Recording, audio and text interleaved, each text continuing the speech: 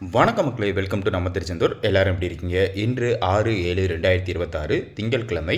இன்னைக்கு நம்ம திருச்செந்தூர் முருகன் கோவிலில் காலையில் இந்த வீடியோ எடுக்கப்பட்ட நேரம் 8:45 9:30 எடுத்தோம். இன்னைக்கு திங்கட்கிழமைங்கிறதுனால நம்ம திருச்செந்தூர் முருகன் கோவிலில் பெரிய அளவுக்கு பக்தர்கள் கூட்டம் கிடையாது. நம்ம வீடியோ எடுத்த நேரத்தில் பொது தரிசன வரிசை மற்றும் ₹100 கட்டண தரிசன வரிசை, இந்த 2 தரிசன வரிசையிலையுமே சாமி தரிசனம் பார்க்கறதுக்கு அதிகபட்சமாக பார்த்தீங்கன்னா ஒரு 2 முதல் 2.5 மணி நேரம் ஆகலாம். அந்த அளவுக்கு தான் பக்தர்கள் கூட்டம் இருந்தாங்க. இதற்கப்புறம் இன்னைக்கு மதியத்துக்கு மேலே வாரீங்கன்னா தாராளமாக வரலாம்.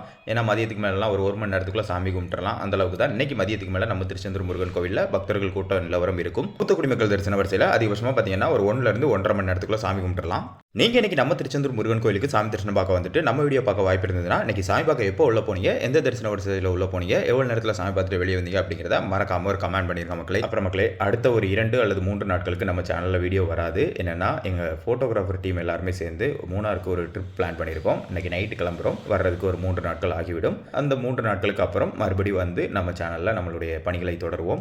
நம்ம சமுதாயத்தில் ஒரு விதி உண்டு. அதாவது ஒரு செயல் மற்றவங்களுக்கு நடக்கும்போது அதை நம்ம வந்து வேடிக்கை மட்டும்தான் பார்ப்போம். ஆனால் நமக்கு நடக்கும்போது தான் அது வந்து ஒரு பிரச்சனையாக தெரியும் அப்படின்னு. அப்படி ஒரு நிகழ்வை தான் நம்ம திருச்செந்தூர் முருகன் கோவிலுக்குள்ளே நான் ஃபேஸ் பண்ணேன். என்னென்னா சமீபத்தில் நான் ஒரு பைக் எடுத்திருந்தேன் அப்படின்னு எல்லாருக்குமே தெரியும், போஸ்ட் போட்டிருந்தேன். அந்த பைக் எடுத்த அன்னைக்கு கோவிலுக்குள்ளே கொண்டு போய் ஐயா கிட்ட நம்ம அந்த பைக்கோட கீயை காலடியில் வச்சு வாங்கிடுவோம் அப்படின்னு சாமி பார்க்க உள்ளே போனோம்.